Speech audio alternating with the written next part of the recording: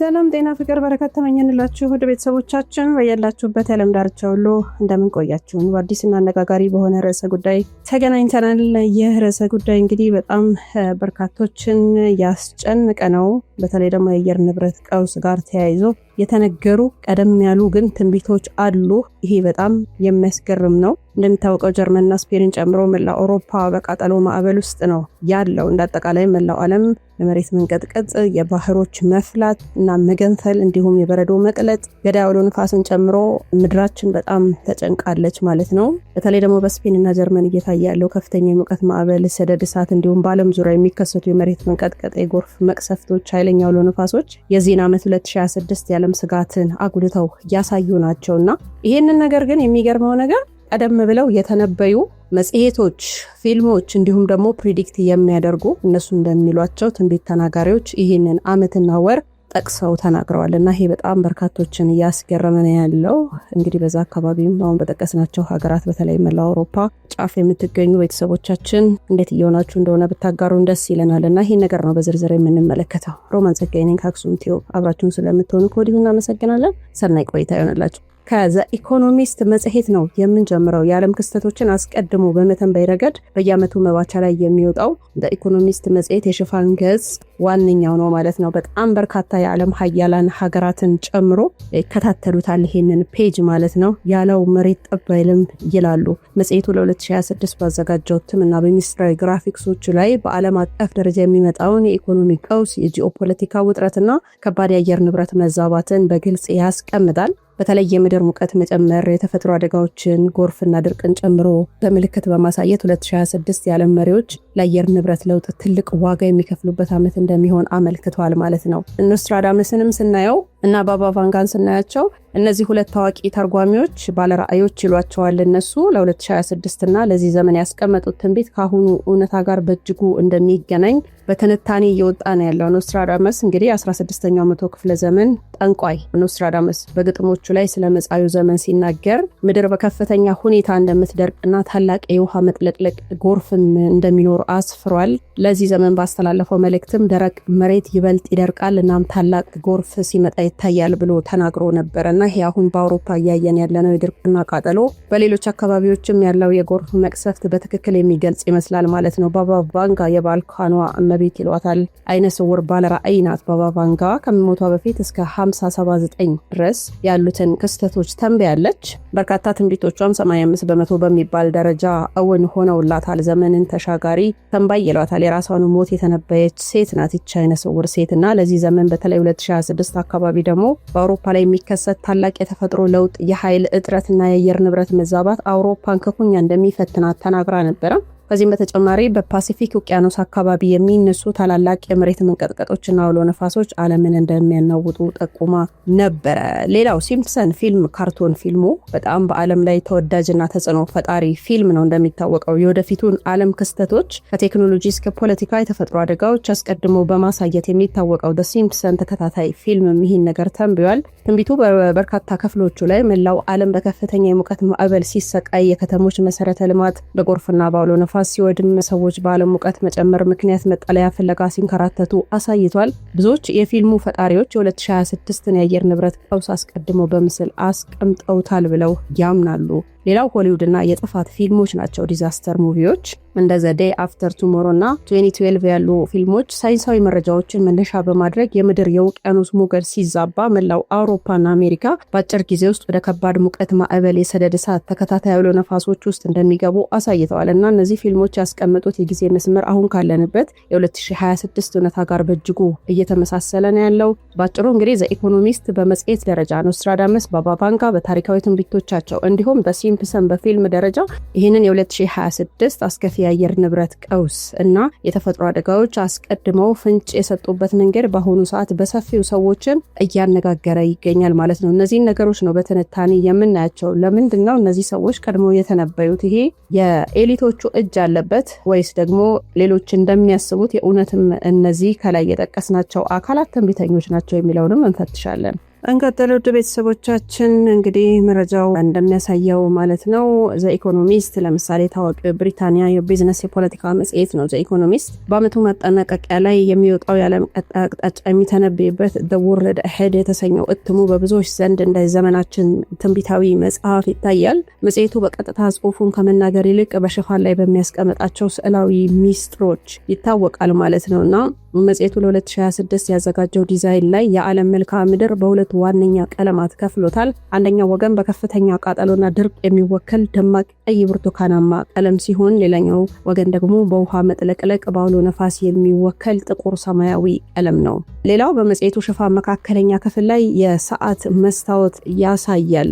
ይህንን ምልክት አስቀምጧል። ይሄ ምልክት የአየር ንብረት ለውጥን የመጨረሻው መቅሰፍት ደረጃ ላይ መድረሱን ጊዜው እያለቀ መሆኑን ያመለክታል ማለት ነው። በተለይ በ2026 አጋማሽ ሰኔ ማለት ነው ጁን ላይ የአውሮፓ የሙቀት ማዕበል በከፍተኛ ደረጃ እንደሚመታ ሀገራቱን የጂኦፖለቲካ ውጥረቱም ከዚሁ ከአየር ንብረት ቀውስ ጋር ተያይዞ የዓለምን የምግብ ዋስትና እንደሚያናጋው ያስቀመጠው ፍንጫውን ካለው እውነታ ጋር አንድ ሆኖ ገጥሟል ማለት ነው። ከላይ አንስተናቸዋል ዋና ዋና አንኳር ሀሳቦቹን። ኖስትራዳመስም የ16ኛው መቶ ክፍለ ዘመን አስፈሪ የሆኑ ግጥሞችን የሚጽፍ ተንባይ ይሉታል። ፈረንሳዊ ባለራዕይና ሐኪም ሚሼል ዲ ኖስትራዳመስ እንደ አውሮፓውያን የዘመን ቀመር በ1515 ባሳተመው ለስፕሮፔቲስ በተሰኘው ጽሑፍ ላይ ወይ ደግሞ በመጽሐፉ ላይ የወደፊቱን ዓለም በባለ 4 ስንኝ ግጥሞች አስቀምጦታል። ማስረጃውና ይዘቱም የሚያሳየው ኖስትራዳመስ ለዚህ ዘመን ባስተላለፈው በክፍለ ዘመን 5 ሴንቸሪ ላይ በሚገኘው ግጥሙ ላይ እንዲህ ይላል። የደረቀው መሬት ይበልጥ እየደረቀ ይሄዳል። በታላቅ ማዕበልና ጎርፍ ምድር ስትዋጥ ይታያል። ቸነፈርና ረሃብ የሰው ልጅ ይፈትኑታል ብሏል።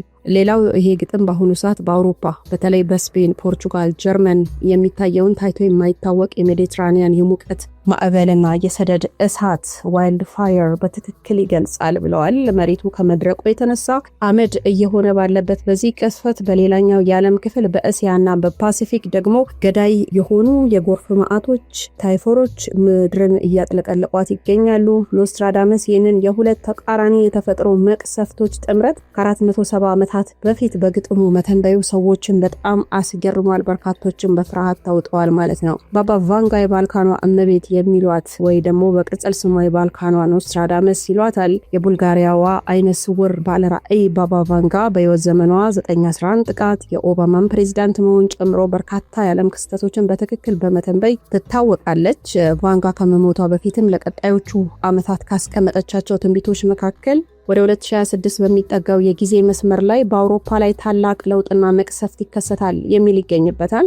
እሷ እንዳላቸው አውሮፓ በከፍተኛ የተፈጥሮ መዛባት ምክንያት ሰዎች የማይኖሩባት እስክትመስል ድረስ በሙቀትና በድርቅ ትቀጣለች ብላለች ማለት ነውና ይበልጥ የሚያስደነግጠው የቫጋ ትንቢት ታዲያ የአየር ንብረት መዛባቱ በቀጥታ ከዓለም ፖለቲካ የኃይል አቅርቦት ወይ ደግሞ ኢነርጂ ክራይሲስ ጋር እንደሚገናኝ መናገሯ ነው። በአሁኑ ሰዓት አውሮፓ በሙቀት ማዕበል ስትጠበስ የኤሌክትሪክ ፍጆታ በመጨመሩና የኃይል ማመንጫዎች በውሃ እጥረት በመዘጋታቸው ምክንያት የተፈጠረው ቀውስ የቫንጋን ትንቢት ህያው አድርጎታል ማለት ነው። በተጨማሪም በፓሲፊክ ውቅያኖስ ላይ የሚነሱ የታላላቅ የመሬት መንቀጥቀጦች ማዕበል የምድርን ምህዋር በጥቂቱ ሊያናጉት እንደሚችሉ የገለጸችው ሳይንሳዊ መረጃዎችን የምታጋራ አስመስሏታል። ዘ ሲምፕሰን ፊልም በበኩሉ የወደፊቱን የሚያሳይ ካርቶን ፊልሞች ናቸው። ይሄ የአሜሪካ ታዋቂ የአኒሜሽን ተከታታይ ፊልም የወደፊቱን ጊዜ አስቀድሞ በማሳየት ከዶናልድ ትራምፕ ፕሬዝዳንትነት ጀምሮ እስከ ስማርት ሰዓት ፈጠራ ድረስ ወደር የሌለው ፊልም እንደሆነ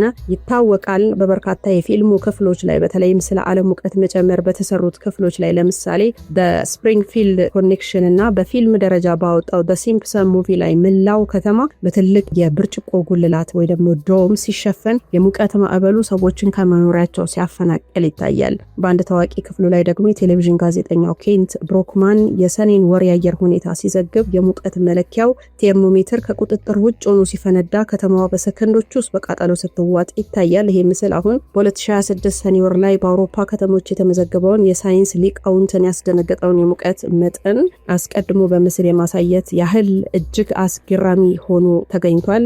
ሆሊውድ እና ዘ ዴይ አፍተር ቱሞሮም ተነስቷል። በነገራችን ላይ በዚህ በአውሮፓው አሰቃቂ የሆነው ሙቀት በ2004 ሆሊውድ ዘ ዴይ አፍተር ቱሞሮ የተሰራው ፊልም ታስታውሳላችሁ። የፊልም የተሰራው የልብ ወለድ ውጤት ሳይሆን በአየር ንብረት ሳይንቲስቶች ክላይሜቶሎጂስት መላምት ላይ ተመስርቶ የተሰራ የፊልም ጥበብ ማስተርፒስ ነው። ፊልሙ የሚያሳየው የሰሜን አትላንቲክ ውቅያኖስ የውሃ ሞገድ ኤምኦሲ በአየር ንብረት ለውጥ ምክንያት ሲቋረጥ በአውሮፓ በሰሜን አሜሪካ ላይ በአጠቃላይ የአየር ሁኔታው በአንድ ጀመር እንደሚገለባበጥ ነው። በአንድ በኩል ከባድ የሰደድ እሳትና ድርቅ፣ በሌላ በኩል ደግሞ ታላላቅ ከተሞችን የሚያጠፉ ተከታታይ ገዳይ አውሎ ንፋሶች ዓለምን ይወሯታል እና በፊልሙ ላይ የአየር ንብረት ሳይንቲስቱ ለዓለም መሪዎች የሚሰጠው ማስጠንቀቂያ የመሪዎቹ መዘናጋት አሁን በ2026 ዓለም ካለችበት ተጨባጭ ሁኔታ ጋር ፍጹም ተመሳሳይ ሆኖ አግኝቼዋለሁና ሳይንቲስቶችም አሁን ላይ የሰጡት ያሉት መግለጫና በፊልሙ ላይ የተነገሩት ዲያሎጎች ያላቸው መመሳሰል የሰው ልጅ አስቀድሞ የተነገረለትን ጥፋት በአይን እያየ የመጣበትን ጉዞ የሚያሳይ አስገራሚ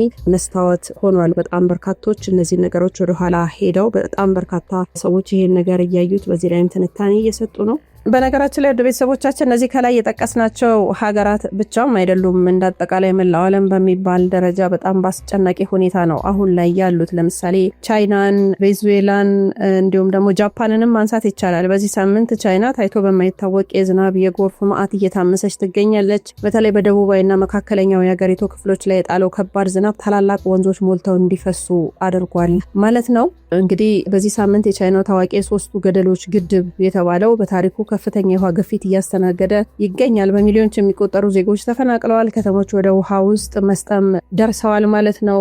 ሌላ የትንቢቱ የመጽሔቱ ፍንጭም የሚሰጠን ኢኮኖሚስት በ2026 ባወጣው ትንተና ላይ በኤዥያ ማምረቻ ማዕከላት ላይ የሚከሰት ታላቅ የውሃ መጥለቅለቅ የዓለምን የአቅርቦት ሰንሰለት ግሎባል ሰፕላይ ቼን ሙሉ በሙሉ ሊዘጋው እንደሚችል አስጠንቅቆ ነበረ። ይህንን ክስተት በሲምፕሰን ጭምር በአንድ ክፍሉ ላይ የቻይና ታላላቅ ከተሞች በጎርፍ ተውጠው መሪዎቻቸው በአየር ላይ ሆነው ሲያዩ የሚያሳይ ምስል አስቀምጦ ነበረ። በአሁኑ በዚህ ሳምንት ታዲያ በያንግትዜ ወንዝ አካባቢ እየታየ ያለው አስፈሪ የጎርፍ ማዕበል የዚሁ ትንቢት ቀጥተኛ ማሳያ ሆኖ ተመዝግቧል።